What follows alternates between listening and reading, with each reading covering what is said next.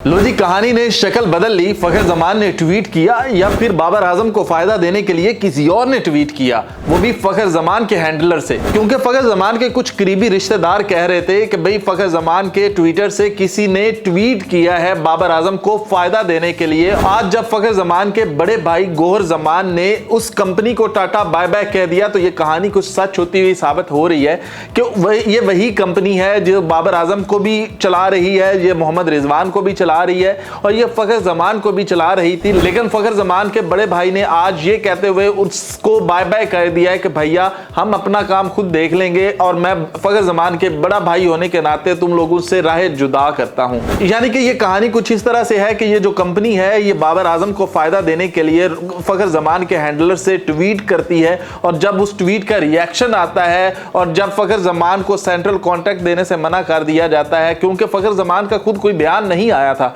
ये एक ट्वीट ही थी बाबर आजम के हक में, तो कहा यह जा रहा है कि ये उस कंपनी ने की है, ये फखर जमान ने खुद नहीं की। और कहा यह जा रहा है कि ये टाइम बहुत गलत था जब फखर जमान के हैंडलर से ये वाली ट्वीट कर दी गई और उस कंपनी को ही निकाल फेंका कि भैया तुम लोग अपना काम करो, हम अपना करते हैं। अब देखना यह होगा कि फखर जमान का वो जवाब के ऊपर पीसीबी का क्या रिस्पॉन्ड आता है, पीसीबी क्या करता है, पीसीबी फखर जमान की वो जो कंपनी है उसको मुजरिम करार देता है या फिर फखर जमान ही मुजरिम रहता है। ये कहानी तो अब थोड़ी सी खुल गई है, थोड़ा सा पता चल गया है। तो पीसीबी की ये जो कमेटी है वो भी इस बात पर बैठी है कि वाकई ही वो चेक कर लें कि ये फखर जमान ने ट्वीट किया था या फिर उस कंपनी ने ट्वीट किया था। और अगर वो कंपनी जिम्मेदार है तो फिर हो सकता है कि बाबर आजम को भी उस कंपनी को बाय बाय कहना पड़ जाए, क्योंकि वो अपनी तरफ से किसी भी और को फायदा देने के लिए इस तरह की ट्वीट कर सकते हैं, कुछ भी कर सकते हैं। तो इसलिए उस कंपनी से जान छुड़वाना ही बेहतर है। जबकि बाबर आजम अपने 7 लोगों के साथ, नसीम शाह वगैरह के साथ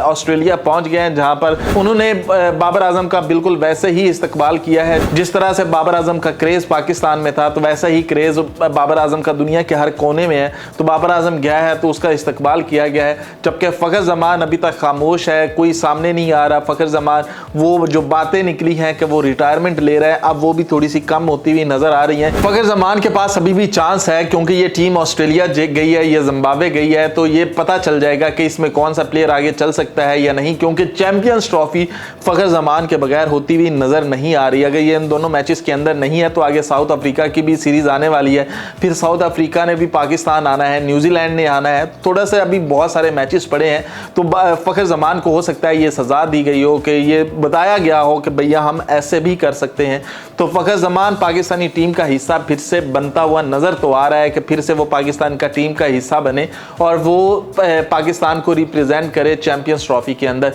क्योंकि पाकिस्तान चैंपियंस ट्रॉफी फखर जमान के बगैर बिल्कुल अफोर्ड नहीं कर सकता। तो आकिब जावेद वैसे भी लाहौर कलंदर के वो रह चुके हैं, तो हो सकता है कि वो फखर जमान को माफ़ी दिलवाने में कामयाब हो जाएं और फखर जमान एक बार फिर टीम का हिस्सा बने।